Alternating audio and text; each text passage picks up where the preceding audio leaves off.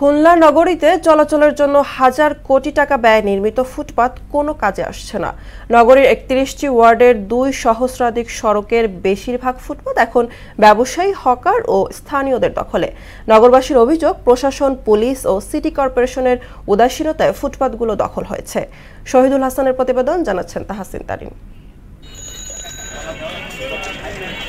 খুলনা নগরীর পয়ঃনিষ্কাশন ও ড্রেনেজ ব্যবস্থার উন্নয়ন এবং যানজট নিরসন, পথচারীদের নিরাপদ চলাচলের জন্য দৃষ্টিনন্দন ফুটপাত এখন ব্যবসায়ী, হকার ও স্থানীয়দের দখলে।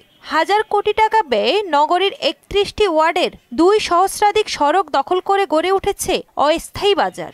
ফলে প্রতিনিয়ত ঘটছে ছোট বড় দুর্ঘটনা। মানুষ চলতে পারে না, যানজটের সৃষ্টি হয় এবং মানুষ প্রতিনিয়তই বিভিন্ন দুর্ঘটনার শিকার হচ্ছে।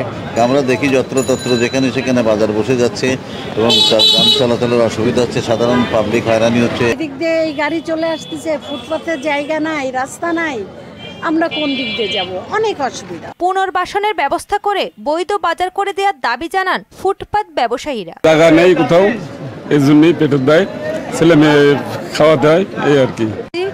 তাও পেটের দায়, আমি রোডের ভরে ব্যবসা করি। ফুটপাতে উচ্ছেদ নিয়মিত পরিচালনার কথা জানিয়ে এই কর্মকর্তা বললেন, আগামীতে উচ্ছেদ অভিযান আরও জোরদার করা হবে। আমাদের সিটি কর্পোরেশনের পক্ষ থেকে সবসময় নিরুৎসাহিত করা হয়। আপনারা হয়তো দেখে থাকবেন যে বিভিন্ন বাজারে আমরা নিয়মিত অভিযানও করছি, এছাড়াও তদারকিও করছি। নগরী শৃঙ্খলা ফেরাতে ও নিরাপদ চলাচলে সিটি কর্পোরেশন, প্রশাসন ও সংশ্লিষ্ট সকলকে কঠোর ব্যবস্থা গ্রহণের কথা জানান এই নাগরিক নেতা। যেসব অঞ্চলে বড় বড় শোরুমগুলো আছে, তারাও আমরা দেখেছি তাদের যে শোরুম বা দোকান, তার অংশবিশেষ এই ফুটপাতে চলে আসে। এবং শুধু তাই না, তাদের যে পসরা সাজিয়ে বসেন, তাদের যে পণ্য এবং তাদের যে সেলসম্যান থাকেন, তারা কখনো কখনো একদম মূল রাস্তায়ও চলে আসেন। ১৯৯০ সালে প্রতিষ্ঠিত ৪৫ বর্গ কিলোমিটার আয়তনের খুলনা সিটি কর্পোরেশনে প্রায় ২ সহস্রাধিক ছোট বড় সড়ক রয়েছে। তাহসিন তারিন, মোহনা সংবাদ।